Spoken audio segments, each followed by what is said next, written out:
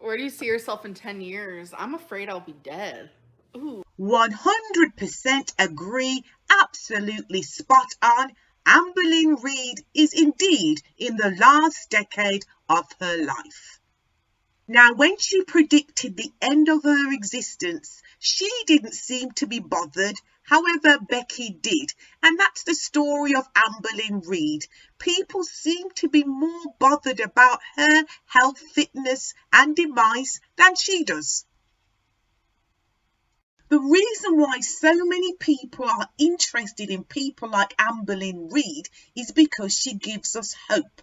She's not an out-and-out liar. We find ourselves wading through haystacks and haystacks of lies to get that one shiny needle of truth. And when we find that needle, we think we're going to impress Amberlyn by saying, look, here's a truth, you can do it. But if you think you can change Amberlyn, well, take a ticket, take a seat and wait your turn.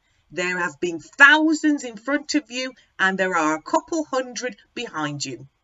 As a health professional, I've reached out to Amberlyn several times in the past and I'm not going to waste her time, my time or your time. What I'm here to do on this video is to tell you and show you how she shortened her life expectancy. If all goes well with life, humans can expect to live from 80 to 100 plus years.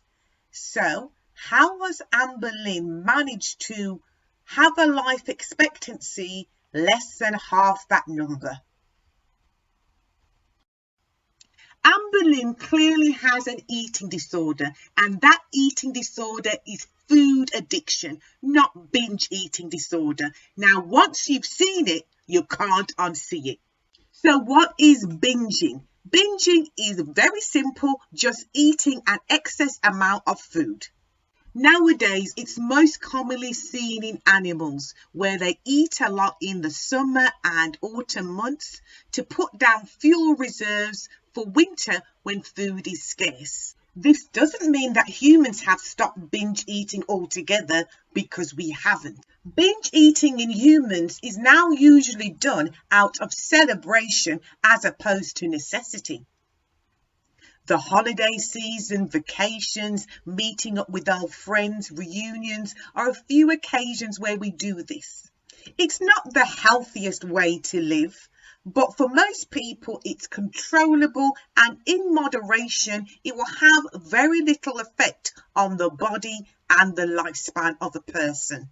And if people want to keep their weight within a normal range, you'll find that they will restrict calories before and after periods of binge eating and increase exercise before and after periods of this binge eating.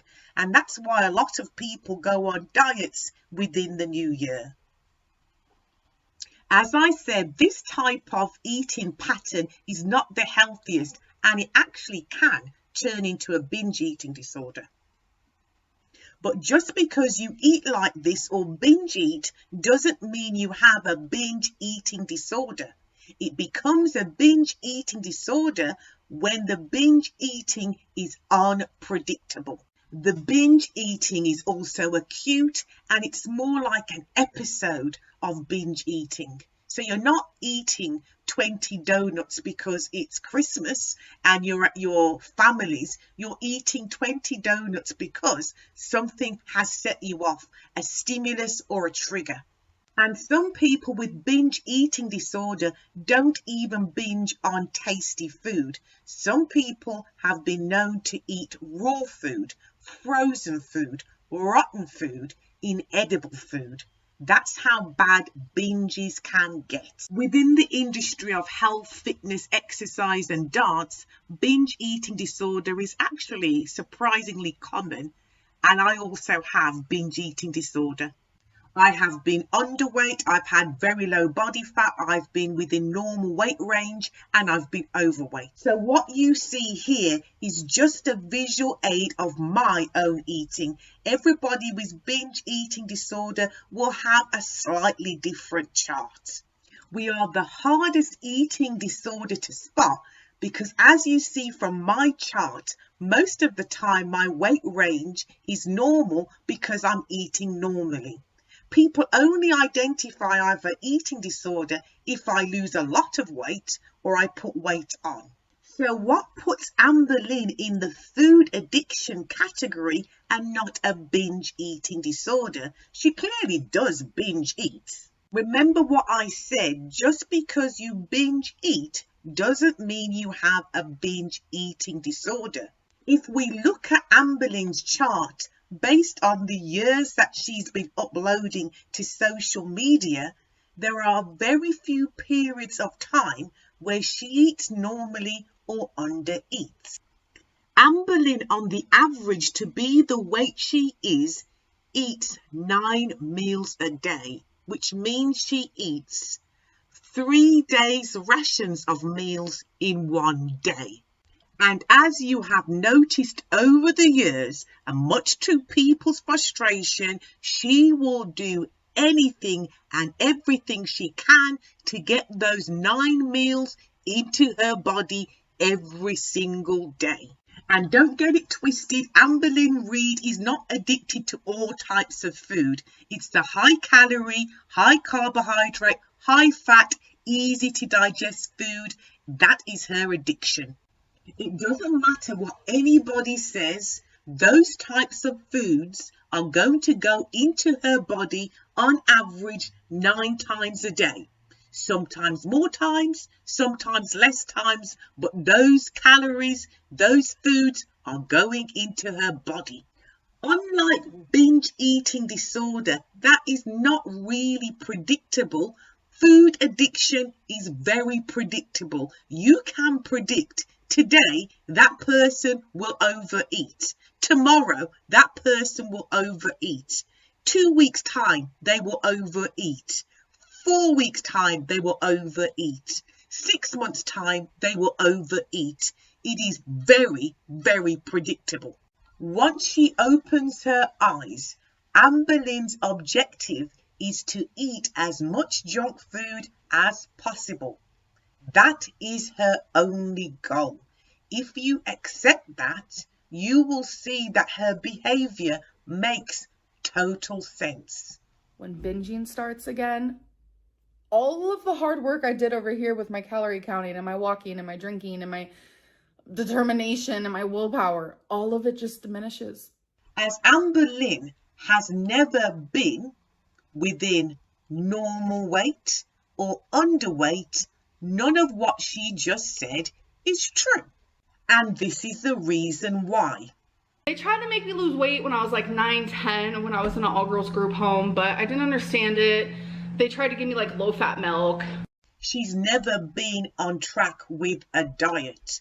Since the age of 9, she has been a food addict. This lady has never been underweight. She has never been within normal weight range. She hasn't even been slightly overweight. She's always been super morbidly obese due to her food addiction. Does Amberlynn know she has a food addiction? Absolutely yes. Remember what I said about that one shiny needle in the haystacks of lies? What sucks is the fact that I'm also addicted to food. Food addiction is her primary condition, and that is what is shortening her lifespan as we speak. It amazes me every time I watch Amberlynn Reid videos how much she relegates her food addiction to the point it doesn't really exist. Instead, she'll focus on treatment plans and interventions for people with binge eating disorders that do not apply to her. And that is why these wise words are spoken. Where do you see yourself in 10 years? I'm afraid I'll be dead.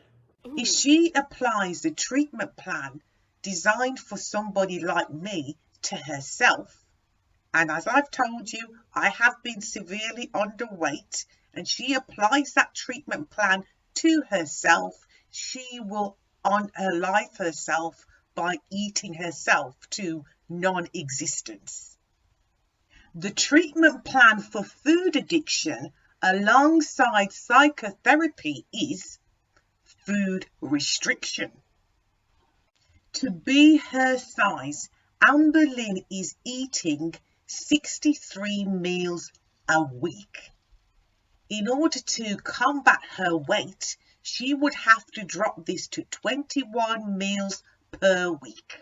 So she will say and do absolutely anything as an addict to get those high fat, high carbohydrate, high calorie meals into her body. So what advice do experts give to people who are super morbidly obese with chronic food addiction? So we're going to start with the 1,200 calorie a day, high protein, low carb diet. So I give you a packet that breaks the whole diet down where you eat only 3 times a day, no snacking.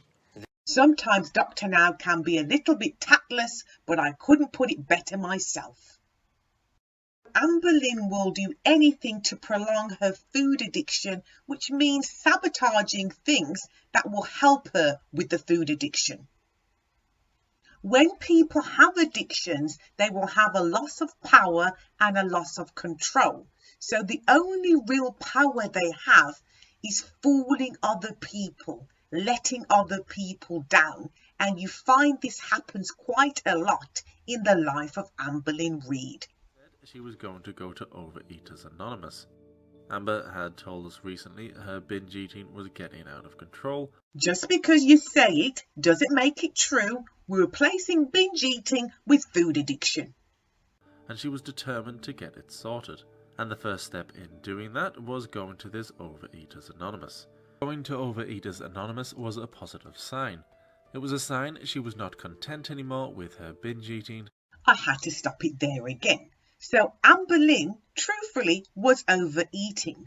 But what made her overeat was not binge eating disorder. So the 2 meals that she had before bed didn't make her an overeater. It was the 7 meals that she had during the day that made her an overeater and made her a food addict. I was ready to try and fix the problem.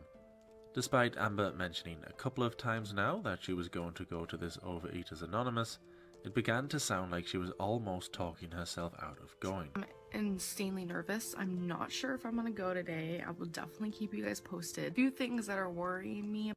Amberlynn's true goal is to eat as much junk food as possible. Say it with me. It's in a church. I'm agnostic. Amberlynn's objective is to eat as much junk food as possible. Say it with me. I'm actually extremely shy. I know I don't come off as shy. I'm really nervous to be meeting a bunch of other people who are going through the same thing. She was nervous that the people in the Overeaters group would be just like her and support her. I truly feel like I'm still going to be the only obese one, and it makes me feel very nervous, awkward, and anxious. She was nervous that people in the Overeaters group would not be like her and not support her. I do not want to talk in front of all these strangers. I hope they don't make me talk. I don't think I could handle it.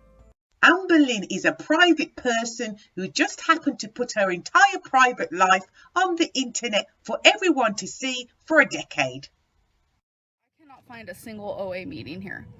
When she was driven to the location by her girlfriend, she couldn't find the building. My necklace is literally soaking wet. People, her necklace was wet. How can you get support with a wet necklace? My clothes, if you guys literally had to wear my shoes right now, you'd be disgusted. No one can get support for a condition that is going to end their lives with wet shoes. It wasn't supposed to rain like this. The newscast did not say it was supposed to rain today, so this was unexpected. It was raining extremely hard. It was beautiful at first, and then it just became ugly. The newscasters, the clouds, God, all conspired against Amberlynn not to go to this Overeaters Anonymous meeting. I had to walk to like 50 different buildings. She had to walk to 50 different buildings, even though she was driven in the car and there were only a handful of buildings at the location.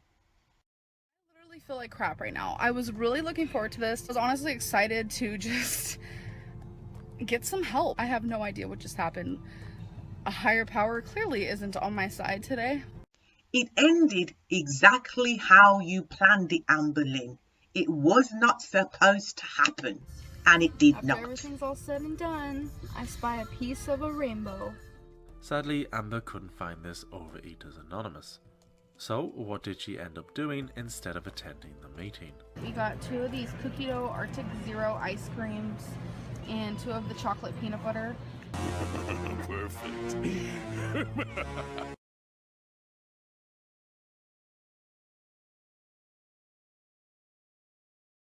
Because technically restricting or counting calories can trigger people to binge. Have a medical degree I don't know about.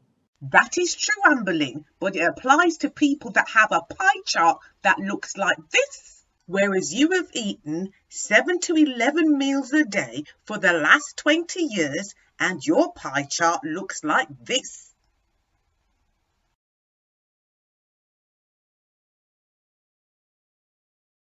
I don't think that at all. I don't think carbs will make you gain weight. And Have a medical degree I don't know about. Thank you, Dr. Now. Dr. Lynn is in fact right again. If you are in a calorie deficit due to restricting your calories, increasing your exercise, or a combination of both, and you eat a sandwich, cup noodle, or any carbohydrate, you will not put on excess weight. However, Amberlynn's food chart looks like this, and she's never in a calorie deficit, so it does not apply to her. As humans aren't plants, we can't store carbohydrate, so any excess carbohydrate we eat will be converted into fat and stored all over the body. Carbohydrate is in fact rocket fuel, and we use it for strength, power, or explosive movement in the body. If you hop, skip, or jump, you will burn carbohydrates. People who do strenuous work or activity will burn carbohydrates. If you walk up stairs or hills or inclines in terrain, you will burn carbohydrates. And even if you speed up your normal walking for about a minute, you will burn carbohydrates. So power, strength, explosive movement, and acceleration is when the human body burns carbohydrates. This doesn't apply to Amberlynn either, because when she exercises, very rarely, she doesn't like to break a sweat, she doesn't like the exercise to be strenuous, and she doesn't like to feel uncomfortable. So when she eats this as meal number 6 of the day, it will be converted into fat and stored around the body. I lost 89 pounds in about 8 months. It seemed pretty easy to me at the time. I was happy, motivated, determined, and I was doing really, really good. Getting too overconfident, and that's bad recipe right now. I am losing weight and I am getting smaller. Getting too overconfident, and that's bad recipe right now. My weigh-in today was 485.8. This means I am down 86.6 pounds. Getting too overconfident, and that's bad recipe right now. Amberlynn is a graduate of the University of Google. So more often than not, she sees herself superior to anybody from the fitness, health, or medical profession. Doing this allows her to ignore all professional advice that she doesn't want to hear. More importantly, this means she can cherry pick from any mental health disorder, any medical condition she chooses, and Frankenstein them together and apply them to herself in order for her to continue with her food addiction. As I said before, most of the statements that she utters are correct. They are just not relevant to Amberlynn Reid. Point blank. Period. They don't apply to her. They are non-applicable to her.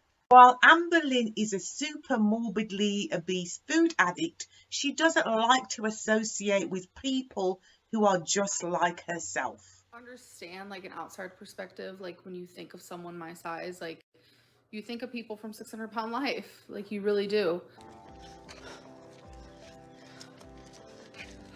Amber. Yeah. What's your leg doing? So you got lymphedema in both legs? Let me see the other one. Yeah.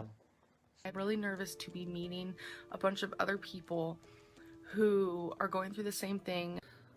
But when you meet me, you realize it's not like that. I do everything myself. Hello, you guys. So I'm actually having breakfast right now. My girlfriend made it for me. I walk Twinkie.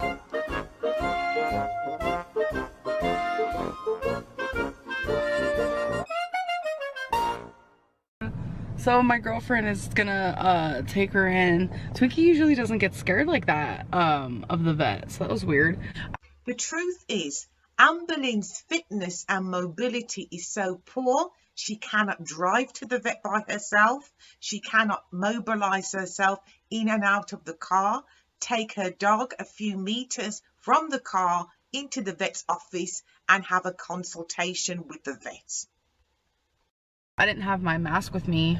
Thankfully, she has hers, but you have to wear a mask when you go in there, which is understandable if you do end up going in there because it is curbside. Amberlyn had three options. She could have asked the vet for a disposable mask and wore that. She could have borrowed her girlfriend's mask, or she could have gone to any local store and bought a mask. I do normal, stupid things every single day. I'm out of breath. I'm not like the people on 600-pound life. Every time I sit in the car, I gain weight from sitting. You know, I understand why I gained weight because when I'm in the car for long periods of time, my lymphedema does swell. There's a lot of water retention, but I had a lot of sodium yesterday. So the mixture of those things, I totally get it. And actually with the eating habits, I've been doing really, really well. So I don't know other than the fact that I'm putting on water. So you're saying you gained 60 pounds of water on a car ride here because you're sitting up? That's not reality. On the weekends, I usually gain weight due to how much I'm in the car because that is like the most that I spend in the car. And I do swell a bit in the car. It is what it is. I'm not going to be ashamed of it. That's not reality. Not like the people on 600-pound life. So we've had a long day. I'm wearing the wrong shoes and my feet hurt and so do hers, so. To see all the selections and options makes it worth how hard it is. Amberlynn Reid is no different to anybody that appears on My 600-Pound Life, and she knows it. Unlike the people on 600-Pound Life, Amberlyn's weight is just pure bad luck. A higher power clearly isn't on my side today. Really expect them to believe that you're only eating a dainty 1,500 calories when you look like this? Yes. But when I'm like hanging out with friends and stuff and we're like ordering food, like we all order similar things and we all eat similar amounts. So I find it very just like, I don't know. The whole thing is weird because like today especially, like everything I eat today is like practically the same shit that like everyone I was with ate. How are you maintaining the size, sweetie? I actually don't know. My body hates me. If a person ate 9 meals a day or 63 meals a week for 20 years, they would be as big as Amberlynn. Those people exist. They appear on My 600-Pound Life. However, she dismisses people that have an identical lifestyle to her and focuses on people that have absolutely nothing in common with her apart from their eating food on one day. She conveniently ignores the fact that these people eat normally most of the time, and before and after binges they're probably restricting calories and increasing their exercise. She doesn't want to know about that because she doesn't want to do those things. All she's looking at is the amount of food that is going into their bodies.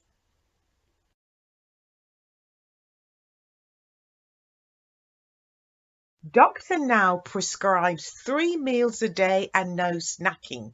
Let's see what Dr. Amberlynn prescribes herself. Every time she eats, I will classify it as a meal.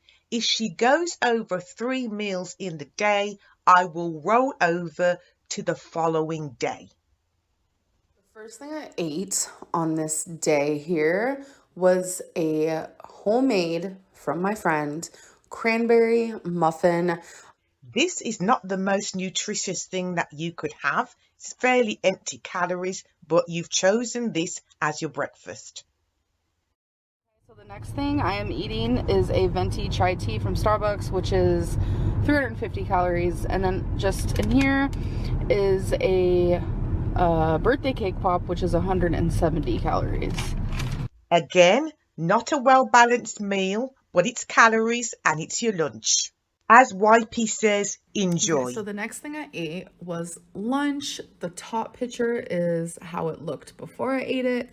Bottom picture is how it looked after I ate it. Just because you say something doesn't make it true. Your body doesn't recognize what you say. It recognizes this as being your third meal of the day. This is your dinner. Amberlynn has now eaten her calorie rations or her meals for day 1. Anything over this is now going into day 2. There's been a lot of carbohydrate in those meals. Appetizer, it was like these weird mozzarella situation type deals. You've already eaten 3 very high calorie meals. Your body does not need an appetizer. This is breakfast number 2. Even if you give it another name, Amberlynn, the body will still count it as calories. It was this place where they had Mexican and Japanese food. So as like a little moment, I wanted to try my first street taco ever. So far, we've had an appetizer and a moment. No, this is lunch number 2. I have ate one more thing since I last saw you guys. On the way home, I did get an Oreo McFlurry, but I only ate half, so it was 335 calories. This is your dinner for day number 2. Now, is it well balanced and nutritious? Absolutely not, but it's high calories and your body will recognize it as another meal. If Amberlynn was sticking to 3 meals a day, she wouldn't have a weight problem.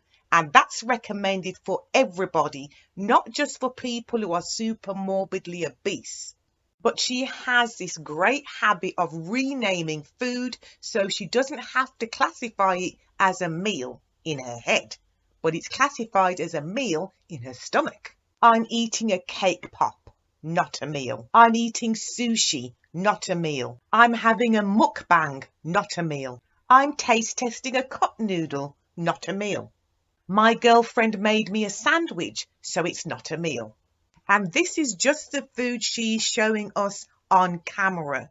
To be her size, as I've said, she has to have 9 meals a day or 3 days meals in one day.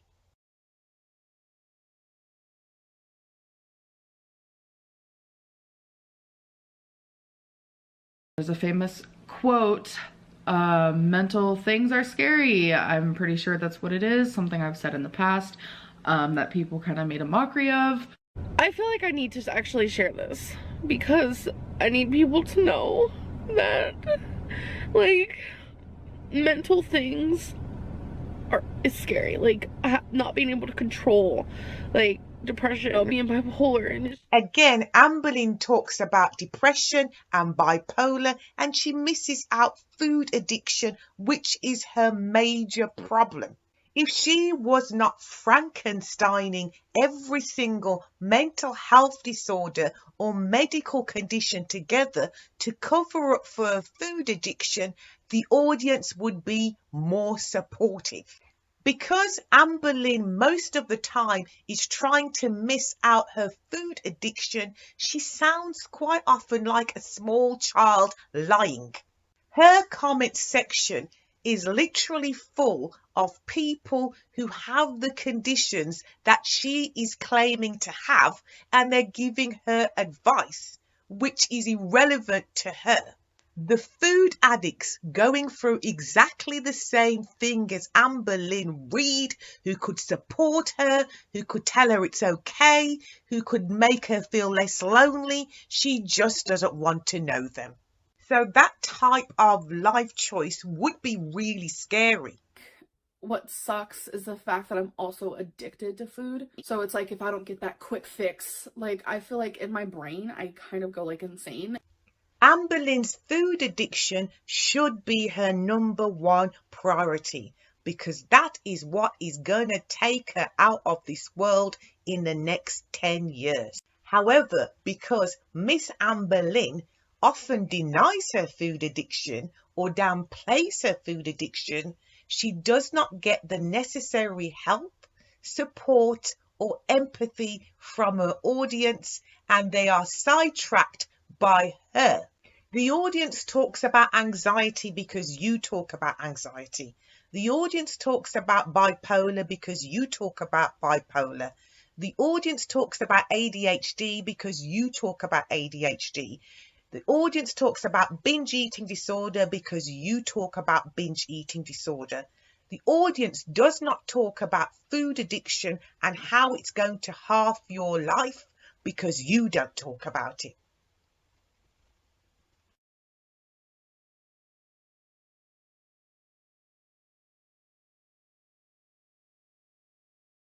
Just like her diet goals that Amberlyn orchestrates to fail, her exercise goals or non-goals are also orchestrated at the start to fail. Yet again, it's a little bit more control, power, manipulation of an audience.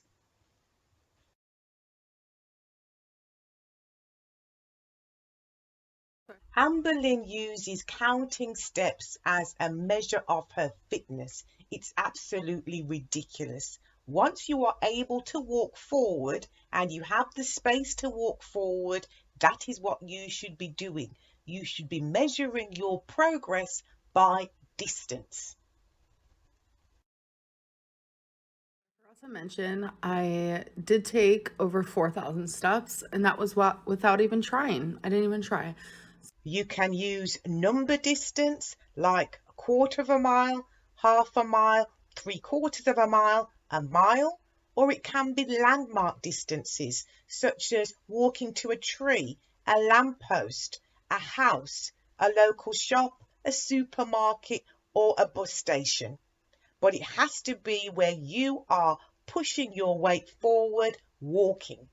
Walking on the spot is much easier than walking forward. When you walk forward, you physically have to take your body forward. You also have to compensate for differences in terrain. So you could be walking on grass, pavement, cement, uphill, downhill. That is more taxing, but it does get you much fitter. Amberlyn has utilized distance goals, the 1 mile challenge, but it was too hard. She decided walking on the spot was easier. Of course, it is easier. She then abandoned walking on the spot, and so her fitness did not progress. When it comes to fitness, the easier something is, the less results your body is going to show you, because your body responds to hardship. You can say, I've walked 4,000 steps, I've walked a mile. But when you come to actually walking 1 foot in front of the other, a real mile, you're not going to be able to do that. If you make 200 meters, you are going to be lucky. I have my mask with me. Thankfully, she has hers, but you have to wear a mask when you go in there, which is understandable if you do end up going in there because it is curbside. Amberlyn has also utilized landmarks for her distances, and I was so happy when I first saw her walk around the tree. She clearly had more energy in her tank, so I thought she would walk halfway to the tree and back again, but she just walked on the spot, and I thought, nah, she's given up. Walking is too hard, so she's just going to walk on the spot and take the easy option out.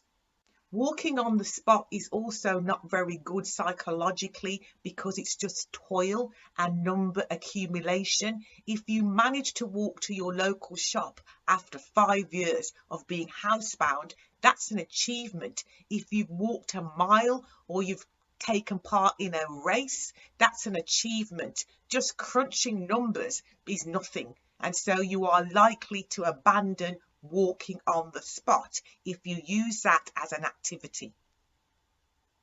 We've come to the end of the video. This is not an intervention for Amberlynn Reid. She's had enough of those already.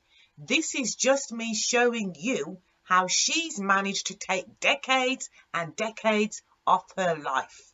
I'll leave the last words with Amberlynn Reid. Where do you see yourself in 10 years? I'm afraid I'll be dead. Ooh.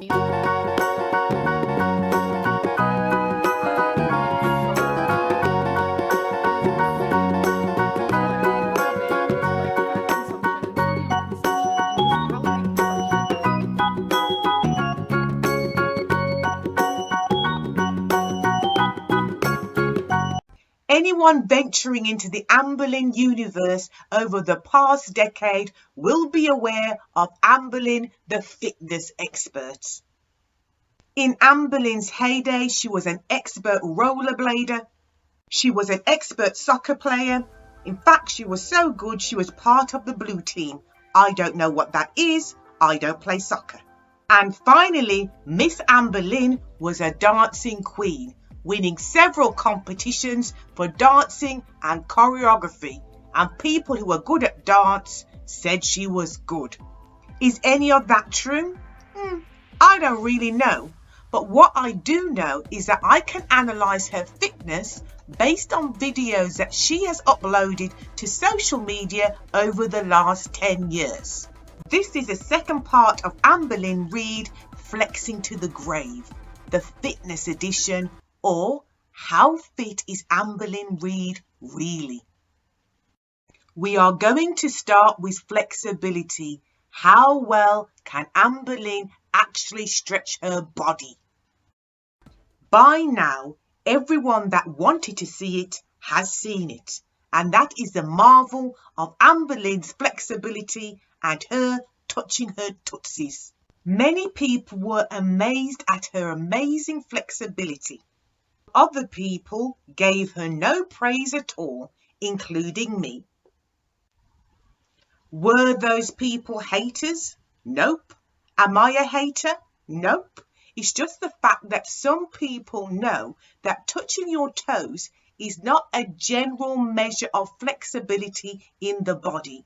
It's only a measurement of flexibility of a few muscles out of 650. Amberlynn might think I'm jealous of her contortion skills, but I'm not. I can place my palms on the floor. I also can do this. I did say in my last video that a lot of people with binge eating disorder are actually really active. Now back to that toe touching. To touch your toes, you need to be flexible in the hamstrings. And to be fair, Amberlynn has a reasonable amount of flexibility in her hamstring muscles. The hamstrings are three large important muscles in the back of the thigh. And you heard it, there's only 3 of them. The flexibility here is okay, Amber, but what about the other 600 plus muscles in your body? So I've been having a debate with people online if I can touch my toes or not. So this is me bending my knees. This is me with straight legs. Again, bending my knees. By demonstrating how flexible she is in the back of the thigh muscles, Amberlynn also unwittingly demonstrated how inflexible and how stiff her front thigh muscles actually were. These are the quadricep muscles. There's 4 of them. They're your front thigh muscles, and they are responsible for your knee to bend. If you don't have enough flexibility in the front thigh muscles, the knees won't bend very far. And guess whose knees don't bend very far? Amberlynn should have enough flexibility in her front thighs so when she bends her knees, her bottom and her knees are the same height. Compare her knee bend or a basic squat to that of a pensioner. Amberlynn can only squat to about 30 to 40 degrees with both feet on the ground. In order to walk, putting one foot in front of the other and not just doing steps on the spot, you need at least 75 degrees of knee flexibility. Without this, you are likely to waddle or limp. You will need at least 90 degrees of knee flexion for high stairs. But if you've got 40 to 45 degrees of knee flexion, you can manage fairly shallow or low stairs. Amberlyn's squat also tells me she doesn't have much flexibility in her ankles either. So Amberlyn's lower body or lower limbs are not very flexible. And due to her size, her upper body is also not very flexible. Can fat or obese people be flexible? Absolutely, in some of the joints. But when you become super morbidly obese, the fat will just get in the way of the joints moving and you will lose your flexibility. And that stiffness makes you really prone to injury. Although Amberlyn is generally inflexible, she will still flex on the tiny amount of flexibility that she has. The truth is, supermorbid obesity or morbid obesity reduces flexibility more than age. This is a 71-year-old woman, followed by a 91-year-old woman and another 91-year-old woman. Amberlyn is not flexible due to her size and her inactivity. Absorb the fact that this lady is 60 years older than Amberlyn. Next, we move on to strength. When I train people, I always say flexibility is like owning a dog. As long as you tend to it, it will be loyal to you and will remain with you forever. However, strength training is like owning a cat. You ignore it, she gone. You don't give it the right attention, she gone.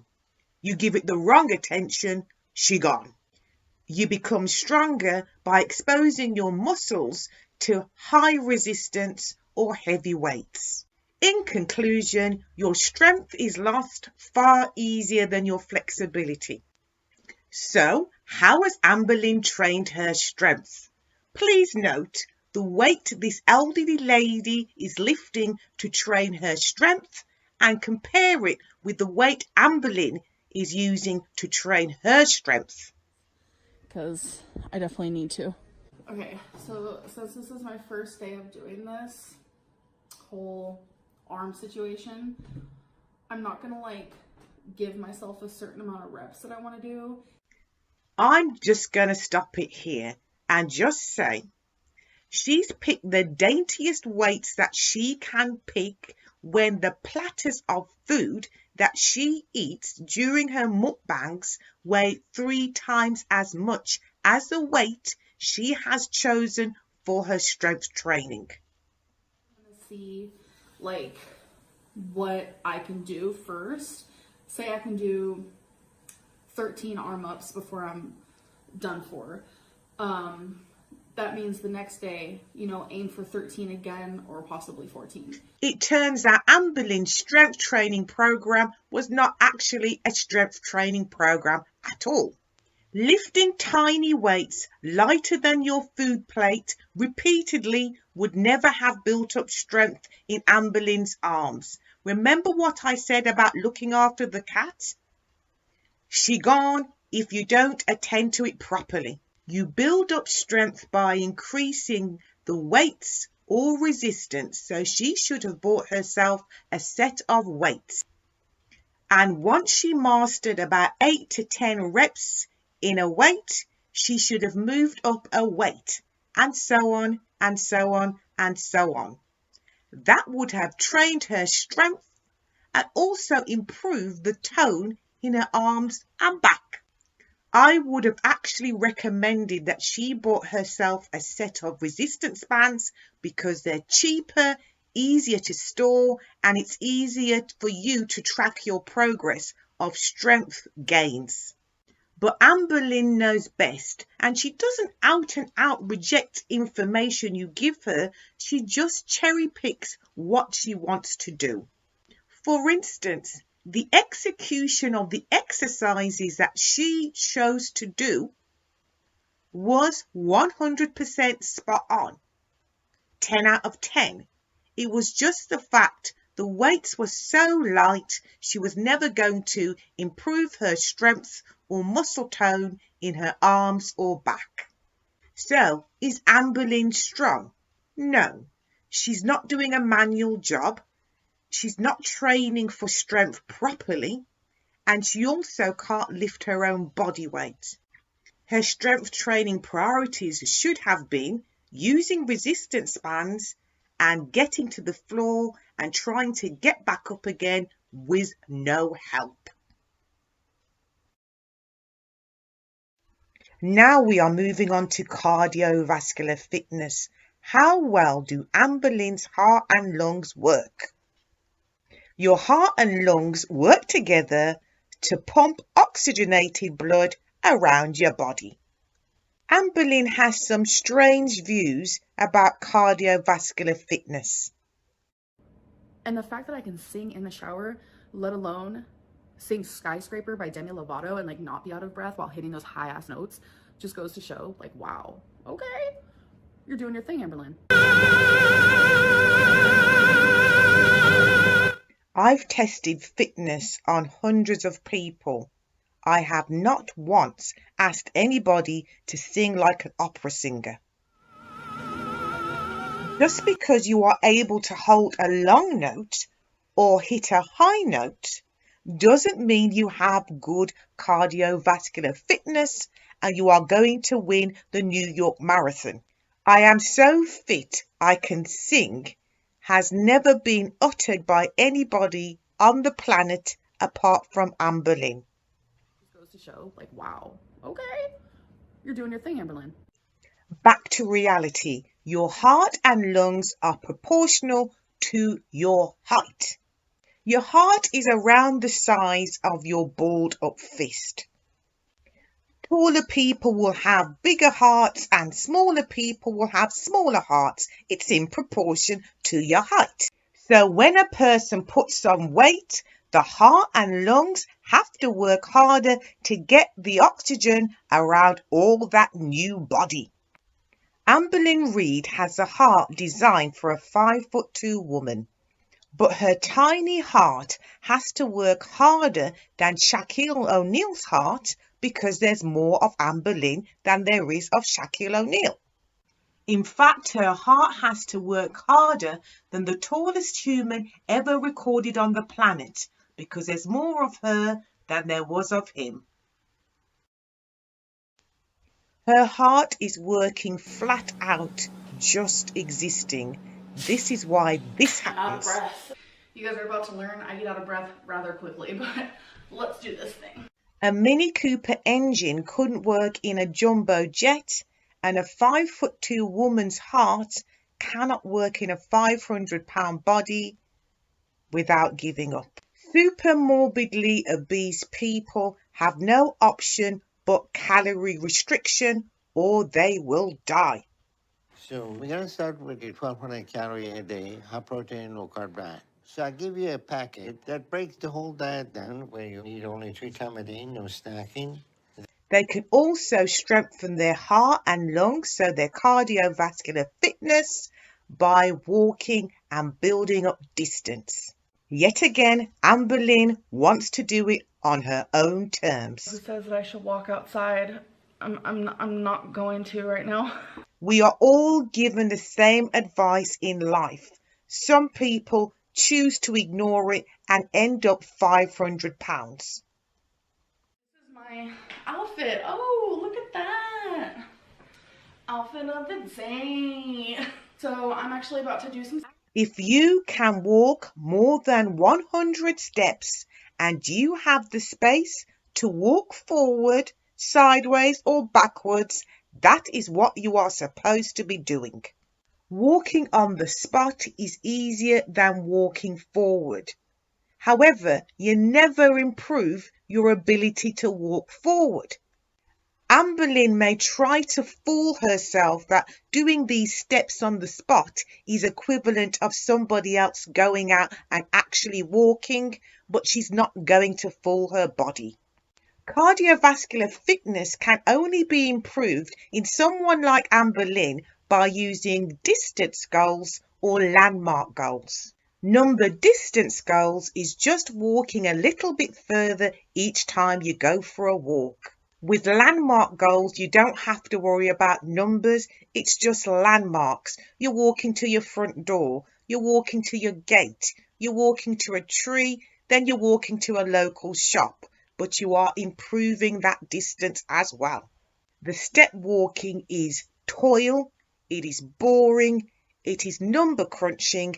And it's not going to help with her walking in everyday life. Amberlynn has utilised distance goals in her 1 mile challenge, but she decided it was too hard, abandoned that for walking on the spot, and then abandoned the walking on the spot for doing absolutely nothing.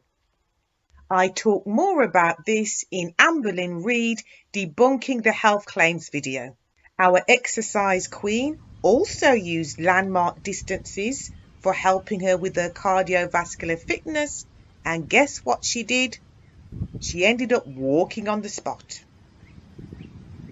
When I first saw her walking to the tree and around the tree, I thought, she gets it now. She understands what she has to do. She did well. She walked on grass, which is uneven and not easy to balance on.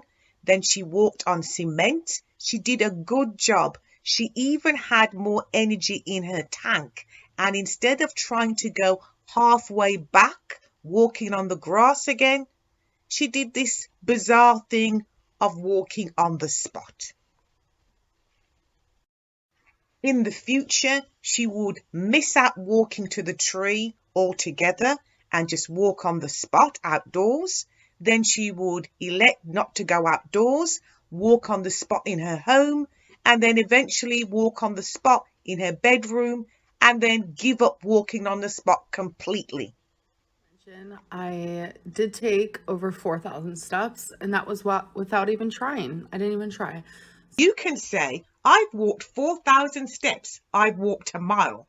But when you come to actually walking 1 foot in front of the other, a real mile, you're not going to be able to do that. If you make 200 meters, you are going to be lucky. I have my mask with me. Thankfully, she has hers, but you have to wear a mask when you go in there, which is understandable if you do end up going in there because it is curbside. I have reached out to Amberlynn about her walking. I've told her, Amberlynn, you've got to get sweaty when you walk. You've got to be out of breath when you walk. You have to feel thirsty when you walk. These are the symptoms that your heart is actually working hard. Your cardiovascular system adapts to the body being challenged, and it adapts by getting stronger and more effective. So your physical fitness, your breathing, your cardiovascular fitness will improve. Amberlynn won't do anything that makes her sweaty, out of breath, or thirsty, so she will never improve her cardiovascular fitness. In conclusion, Amberlynn's cardiovascular system is very poor only because she refuses to train it and she refuses to listen to advice. Muscular endurance is the muscle's ability to keep doing work without getting tired. So how good is Amberlynn's muscular endurance? Let's see. On the surface, all looks well. But I'm not here to look on the surface. I'm here to analyse her fitness.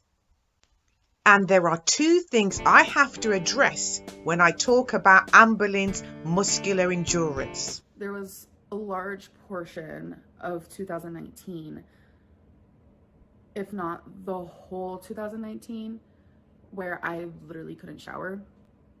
I bathed in bed. It wouldn't even be frequently. Like Becky would get a like container, and she would put hot water and soap in it for me, and I would tell her to leave the room, and I would do what I could. So when Amberlynn was bedbound and housebound, she wasn't really using her muscles at all. So that is not good. And secondly, when super morbidly obese people become immobile, they have a tendency to get lymphedema, which is also not good. Your leg doing. So you got lymphedema in both legs? Let me see the other one. Yeah. I told Amberlynn in the comments section she would get lymphedema if she didn't improve her activity, and she eventually got lymphedema. While there are several causes to lymphedema, Amberlynn's lymphedema was caused by inactivity. She has been very active on camera, but the body does not lie. That activity was solely for the camera. Taking into account all these things, I would have to rate her muscular endurance poor. However, I do like what she's doing here.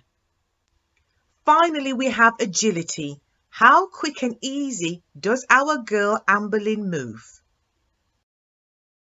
Because she lacks flexibility and strength, I can predict our girl is not going to be very agile. When Amberlynn tried to sit down in the water, she couldn't bend her knees. She also didn't have the strength or balance to compensate, so gravity took over. Amberlynn actually is the antithesis of agile. When you're agile, you can control your body. When you have no agility, gravity controls your body for you. I haven't done it in forever. How do you know if I can jump? I don't know how to jump anymore. I don't know if I can jump anymore. Woo. What the heck? Guys, this proves... I miss you, CJ. What does it prove?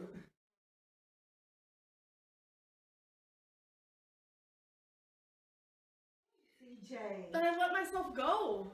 This moment there was no one to blame, and Amberlynn realised that she had messed up. You need agility in your body to jump, hop, skip and climb. Amberlynn can do none of these things. She even struggles to stand still because her balance on her 2 feet is so poor. Having lymphedema shackling her ankles won't also help with her ability to stand still. As you can see, Amberlynn has no real fitness that she can apply to her everyday life. For that reason, she will always be dependent on other people. This video is not an intervention for Amberlynn. From how she performs exercise, it is clear she has been spoken to by professionals and she cherry picks what she wants to do. Make me lose weight when I was like 9, 10 when I was in an all-girls group home, but I didn't understand it. They tried to give me like low-fat milk. All I can do is say her lifespan will be shortened, and one of the factors to this shortened lifespan is her incredibly poor fitness. Don't mind the outfit. Like, this is supposed to be Amberlynn chilling in her bed all day. And I'm quite sure you will be.